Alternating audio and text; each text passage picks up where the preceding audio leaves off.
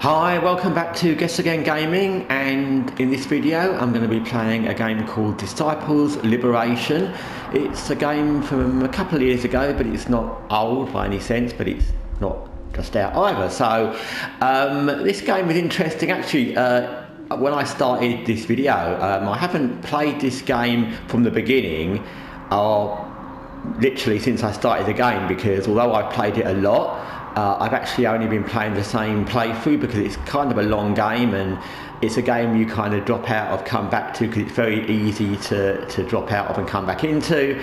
It's a good game to play, you know, off and on, or sometimes for longer, but I've never actually started it again after the first initial playthrough, so I had to come into it to see what the initial launch was like and see if it was worth showing. And I thought, no, it's not really. It's just going to take up some video time for not much.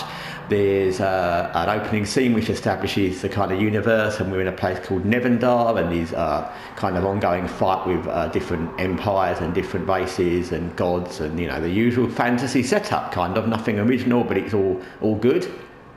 And next we're introduced to our main character. You don't need to customise because Vanya is just her. She comes as she is. It also tells you these dialogue choices, which there are. Sometimes they're quite important, sometimes they're just aesthetic or things to say, but there are plenty of them, I can tell you that.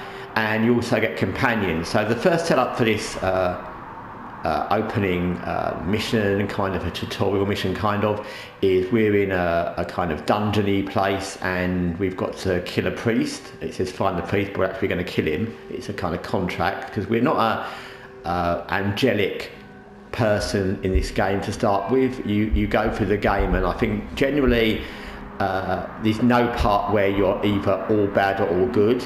Your character is kind of an ambiguous mix of kind of grey.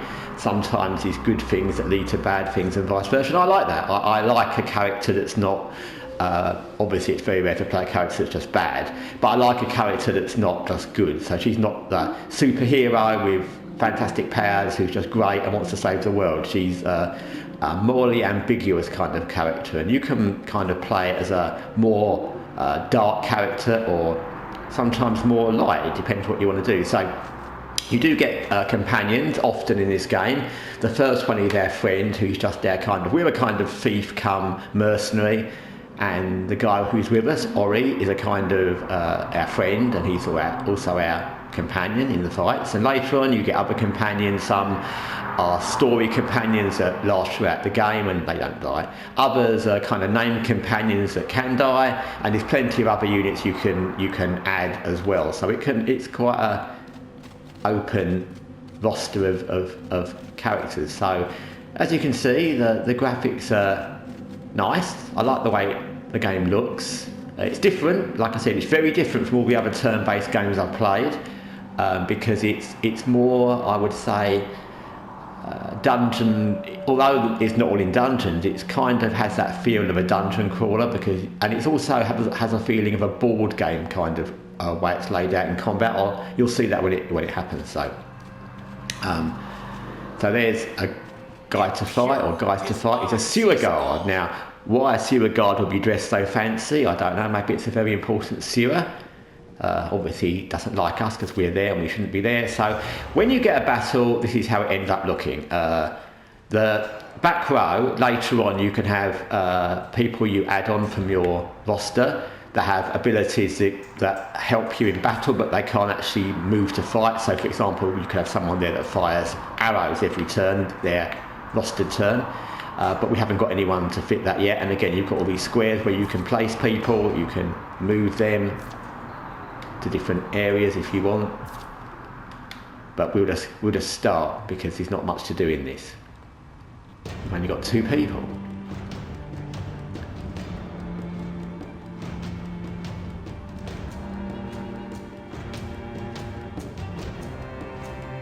This game's not long on loading screens. It's not one of those games that I've never had a crash on this ever. It's not long on loading screens. So there you've got all the bits. If you've played any kind of games, or especially turn-based games, you'll kind of know, you know, these movement points and life, and there's lots of different bits and pieces, but they're all pretty. This is a pretty simple game to pick up. I didn't have any problem when I was first doing it. Obviously, I played a lot of turn-based games, but it's a pretty simple game. So there you go. That's all the bits, and this is why I say it's kind of board gamey, much more than any of the other games, turn-based games I've played or reviewed on this channel, because it's all set, always all set in a space like this. The spaces are very different. They're very nicely animated. You know, that sewer muck looks pretty disgusting. So they're very nicely animated. I really like the animation, but they're all, you can move around a bit, but they're all in this kind of set space, and there are sometimes terrain obstacles, these things you can move behind that people can't move over, these bad terrain. There's sometimes bonuses and things you can walk over that will damage your HP, etc. But they're all on this grid, and so it's very much kind of a board game thing, and I wouldn't say I like that more than the other games, but it's different. It makes it very different, and as I said so many times, different is always a good thing. So we've got our friend Ori. You can't pick who goes first, so you can finish with him, which I just did, and then you go to your other person, but you can't switch between. Once you move or don't move, don't move the one that's highlighted, you can't decide to move out of turn. So there's no benefit in this. You can see they've got 2 units there. They're not just soldiers, but then we're not anything special either. So basically there's no point particularly to running towards them. So we'll just wait. You press R1 to skip your turn. And they're both, I can see from just looking at them, they're melee units. So another thing in this game is a lot of magic, especially later. Our character and other characters, but our character can do a lot of magic later, so that can be very useful because a lot of it you can do over a great distance. So you can kill or attack people or heal people that are a long way away. Sometimes you can kill multiples. In fact, in this game often you have characters who can do damage to people in a radius, so it would be that you need to get your character, say, there, and if there's enemies all around there, they can all be affected or attacked, so that can be good. There's lots of flanking bonuses usually in this game. Again, I've not played it from the beginning, so I don't remember exactly. So we're him at the moment, so what we'll do is we'll go around the back of that one, and you can wait, as it says. And I think one of the things he's got, yeah, it's a cloak, so that can be useful. So we can do that if we want, which means he becomes invisible, so they won't know he's there, basically. And then I think we will come in. And we've got, depending on what you do, if you don't move, like many games, if you don't move, you sometimes got 2 attacks in a turn. If you do move, you've only got 1. So there's one of those things I was talking about, where you have an ability that covers a lot of squares, so ideally actually we'd have gone there and we could have got them both, but it's so long since I played this game from the beginning I can't remember what opening ability she has. So we'll just hit that guy and that ends our turn. He'll hit us. They'll flank us, which is annoying.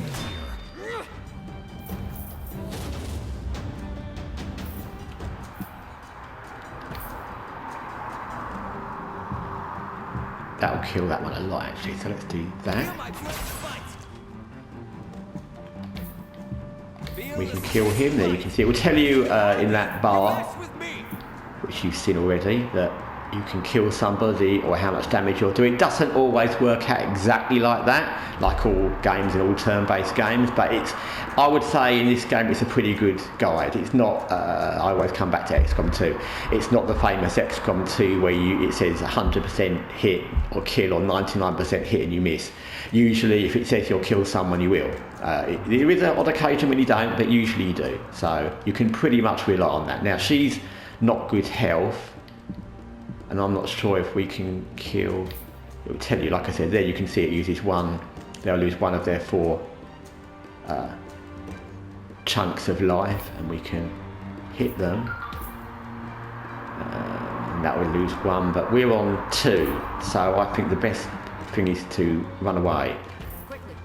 Because then the most they can do is they'll have the same ability as we can, which is they'll basically have to run to us. That'll knock out one of their points, and they will hit us, I'm sure. It wasn't that bad anyway, but.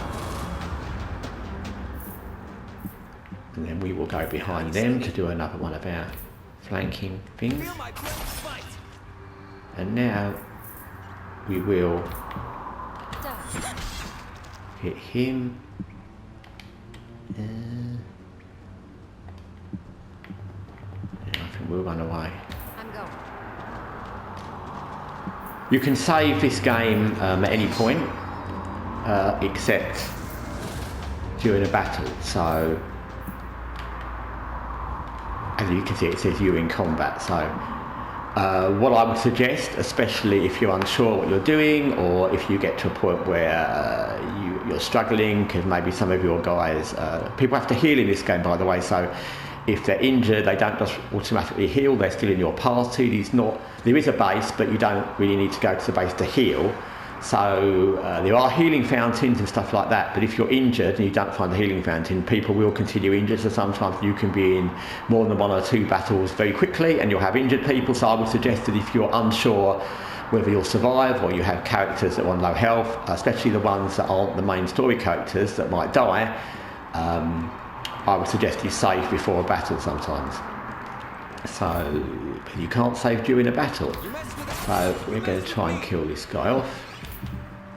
Yeah, as you can see, it shows nice little animations, and he's dead. There is Aviana. Like I said, the animation's nice. You'll often get rewards and things. The gear often is not that great. You do get good gear, and you can buy good gear, but usually the good gear you find is either by doing missions, good missions, or you find it in chests. You get gear often when you finish a battle or something, but it's often just average. Money can be very good because you can buy later on. You can buy nameless soldiers from different empires. We'll call them empires, but they're not some of the undead, and some are kind of ghosts and demons, and some are an imperial force. They're kind of like soldiers, but you can buy different soldiers from them later on.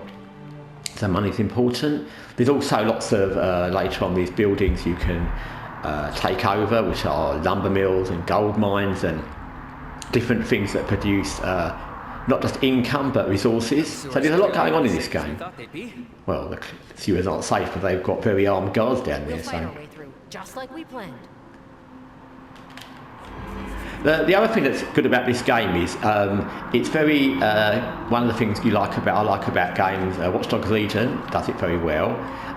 It's got a very good line between humour and darkness. The characters can say funny things. Sometimes they are quite amusing, actually. So it's got a very good line. I think this game is it's like a kind of tongue-in-cheek fantasy. There is some very serious parts, but it doesn't take itself too seriously, and that's good. I think it's one of those games where it kind of it's like movies. You often watch movies and you think, what were they trying to do? What were they thinking? This game knows exactly what it's trying to do. It's not trying to be super serious. It's trying to be fun, kind of light-hearted. Yes, there's lots of dark tones and lots of demons, but it's not trying to make it overwhelmingly depressing. There's lots of funny dialogue. Some of the voice acting is, again, it's like a kind of B-movie, which is really good. It works in the game because the characters are kind of over the top, but that's funny, and they're funny. So it's got a very good tone to it, I'd say. So we want to go that way, but we can't go that way. And there's lots of places you explore. There's lots of places to explore. There's lots of different areas, different unlockable areas. Some places you have to have someone with you that can break through certain barriers. It's a simple game to pick up, but there's a lot to it. But because of the way the game is, I think that's the way I came in actually.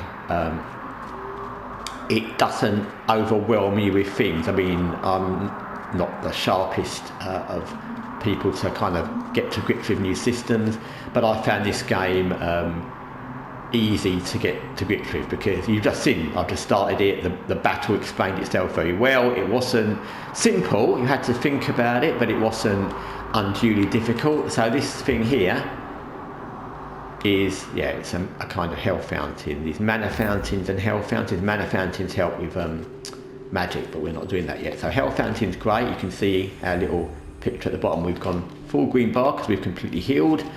If you have things that can be open, they're always indicated. It's a good game to show you kind of. So I'm guessing that's that door back there. It's a good game that kind of shows you. And once you kind of know already, and I know I played this a lot, but when I played this the first time, it's pretty straightforward. You pull a lever, that door next to you, if that was a door, didn't open, that gate there, so you know it's the gate you just tried that didn't open. So it's a good game to, like I said, it's nice and, I don't know, it's nice and relaxing. The way it's done in that kind of board gamey format for battles. It looks nice, the dialogue's kind of over the top and funny. It's dark, but it's not oppressively dark. It's very well done for what it is. So there's another guard, and this time, as you can see from, there's a very big variety of opposition characters, very different varieties of them, which is also good. And you have a variety of people you can join with you, or people that you can hire later as well. So sometimes you can retreat from battles, depends on how near you are. I think it's usually if you retreat once, you can't retreat again in the same little bit of time. So sometimes if you see a battle you don't want to do, you have to run away very quickly, but we don't need to run away, we're just gonna do it.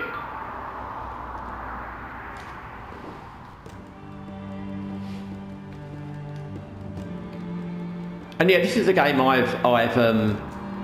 it's actually a game, and this is like, I don't know, it's not usual for me.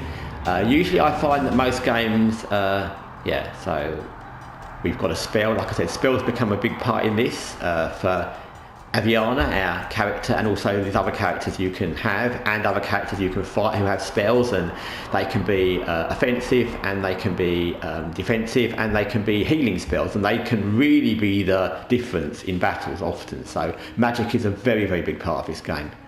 I'd say everything is a big part of this game. Melee is a big part, distance combat, range combat, firing ammo from a distance is a big part of this game, and also magic's a big part of this game. Yeah, I was saying, so mostly games I've bought in general are games that I've seen in sales on PlayStation, or I've seen in sales, or I've just suddenly come across somewhere.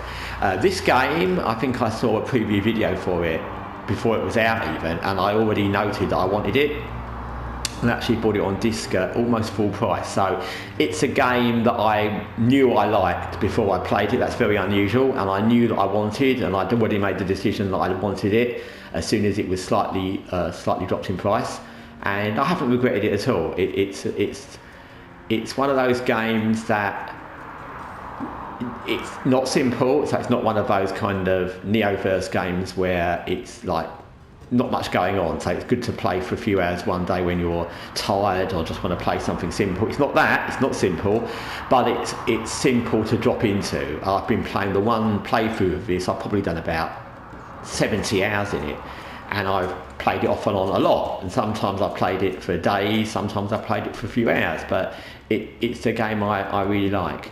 And I like it because it's completely different to the other turn-based games I've played. They probably are. I'm not saying it's unique in everything. I've not played every turn-based game, but it's unique to the other turn-based games I've played. Like I said, it's very board gamey.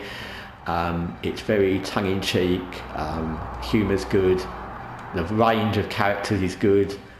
And the morality of being mostly grey morality and everything is nice as well. So, and the character modelling is good as well. So, again, there you go. We've got a soldier who's what we've just fought, and we've got an arcanist. So we're going to take a wild guess that the arcanist is going to use some magic. So, first thing I think we'll do is we'll make him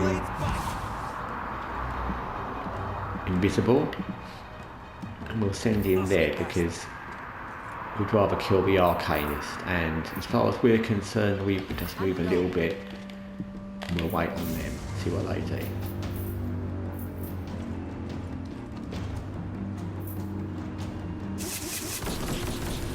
I mean, that's not sinister and that doesn't look like it did a lot of damage. And later on, I mean, all these guys are tier 1, so are we, but the enemies, unlike, they can level up to higher tiers, which means their attacks are stronger, but you get enemies that are much higher tier just generally, and they have much stronger magic spells, different magic spells, so I think we'll just go around there and try and kill him, and then we'll go to there. I don't know if that... No, okay.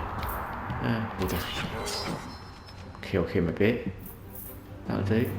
They'll flank us, so that's what you get for flanking with like that many characters. They're going to flank you, you flank them.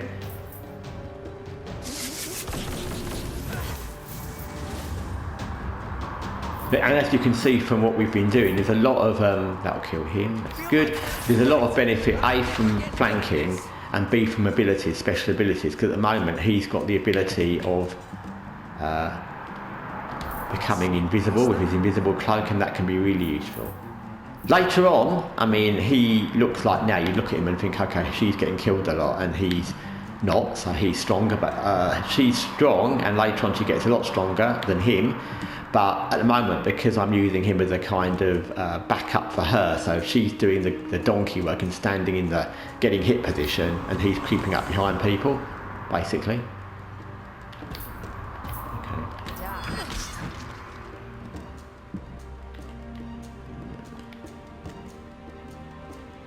I don't think they will kill us in, but we don't take any chances. Because if they have to move, they'll either hit him and he won't die, or they'll have to move. That's always a benefit. Again, when you've got much more characters on the battle, on the board, as it is, then I'll sneak past them. It won't be as easy to do, but with just like this many characters, it's all very easy. So, You mess with me. and just so you know, I'm playing this on like a normal difficulty. I think there's 4 difficulties. There's like a mode where you just get more story. Then there's this is the level I was playing on, which is kind of like slightly harder, and then there's a very hard one which I've never tried. Like I said, I've only played this on one ongoing turn. Ongoing turn that lasts forever. But I like that as well. I like that it's with all there's lots and lots of side content, lots of missions for different characters, lots of different bits and pieces, lots of places to go, so I like the fact that one playthrough goes on and on and on. I've got no problem with games that go on and on and on indefinitely almost. I generally prefer games that I don't have to keep starting again, so like XCOM 2, again I use that as an example because I think of the games that I've talked about on this channel, which is probably the most well known. So with XCOM 2, you know like how it goes, and after you've got through the mission, you go start again. But you'll get through that once you know what you're doing, and you know even on legend level and things, you'll get through that relatively fast, depending on how much you play, and then you've done it. So, and then you kind of start again at the same place, whereas this is a lot. I don't think, having played this a lot, like I said, only on one playthrough, but I played about 80 hours in this, I think, probably more. I wouldn't remember half the things that happened. I wouldn't remember half the places I found characters. Looking at how I found characters before, sometimes you wouldn't necessarily find one of the characters because it involves going, especially the non-story characters, it involves going to a specific place where you also have to use specific dialogue. And I'm sure there's characters I've not discovered, especially the ones that aren't story characters, which I've just not found. And I'll just explain again, these like story characters, which can be enemies, but they can also be people that we add to our party, people that add to our army. And those ones you will find obviously because it requires them for the story. Then there's basic units, say like a sold, which you'll be able to hire later on when we have a base, and there's lots and lots of those, and they're just a soldier, that's what they are, they don't have names. And then there's intermediate characters you come across quite often that have names, but they can die. And those ones, they're random. You never know where you're going to find them. You don't know which dialogue might get them to join you. Sometimes they won't join you. Sometimes you'll end up having a situation where you're hoping they'll join you. You'll have to kill them. And I'll never remember from playing this. There's so many things going on where I found them. So every playthrough will be different. I think it's very unlikely that you go through this game because it's long and there's a lot to it, lots going on, that you'd remember all of it anywhere, whereas in XCOM it's not that difficult to remember the main story, and then you just go on these different missions to attack the alien base, etc. And other games are similar to that. That's not the only game. I guess Hard West and some of the other games are very similar like that, where you'd remember kind of the story and the choices, but this, nah, I don't think you would. So there you go, we've got some more money, which is nice. Money's always good. And there you go, we've got lots of flies are burning it. Oh, I think it's flies flying around the end of the sewer. And just to show you, there you go, there's our screen. So it will show you, it's going to tell us because we've not done it before, but so there's a journal, and you have side quests, companion quests, completed quests, which we have none, side quests. At the moment we've only got one main quest, and there's a map, which we don't need yet because we're just in the sewer. That's our character. These are all the things you can add, so like you can press on that and it will show you what new armour you can add. And we've got mercenary breastplate, and we can add that looks better. I've got all the DLC for this game, including the new one that came out with new missions, and what I got when I bought the game new, which was DLC included in the edition. So some of these things came because I bought a DLC inclusive edition of a physical disc, and some came when I bought the DLC on PlayStation for the update, the DLC update. It's called Paths to Madness. So you may not get those when you start. I don't think you do. I assume not. And then your skill tree, which is, again, self-explanatory if you've seen skill trees. You won't know what all these things do when you start. I don't even remember. We'll look at that a bit more another time. Units, which is who's in our squad, and that would be where other companions go, which are the story-based companions, which I'll talk about another time as well. This is where the random units go, which is either the random soldiers or werewolves or whoever you hire as a kind of mercenary, or the non-story-based characters go there. And you can only have 2 companions in your army at the same time in your squad, but they don't cost any leadership points. You have this thing, which is the leadership points you have. That goes up all the time, and that's how many people you can have, and you can have higher ranking people, but they take up more points. And it sounds like it's a lot to think about, but it's not. At all. It's actually quite simple. So that's units. I forgot to show you one more thing, which I'm going to show you because it's relevant now. So there is the save thing, and you would use that to save. You can save any time, like I said, not during a battle, but any other time. I would suggest you save quite regularly. The game does save on auto saves, I think. Yeah, but I would suggest you save quite regularly, because it's easily possible to go into battles, as in every game, including non-turn based, where you think, you've got the upper hand, or you think you're, much stronger than the opposition, and you find out that the battle goes badly, sometimes because of bad planning, sometimes because the enemies do something you don't expect, and you end up losing people you don't want to lose. So it's always worth saving, I'd say. So what I'm going to do, because I'm going to play a bit of this in a few videos, I'm going to end this video now in the sewer, because there's more to go in the sewer. We've still got to kill the priest, remember, that's the mission in the sewer. I'm not really sure why a priest would be in the sewer, but I'm going to guess that if there is a priest in the sewer, he's doing something nefarious and not really very good, so he probably deserves being killed. And we're going to do it anyway. Like I said, we're not... there was a conversation, dialogue option conversation before I started the video, which is her talking to our friend Ori, and basically it's, shall we take the mission, do we want to kill the priest and the people with him, or just the priest? And it was like, yeah, let's just kill them all.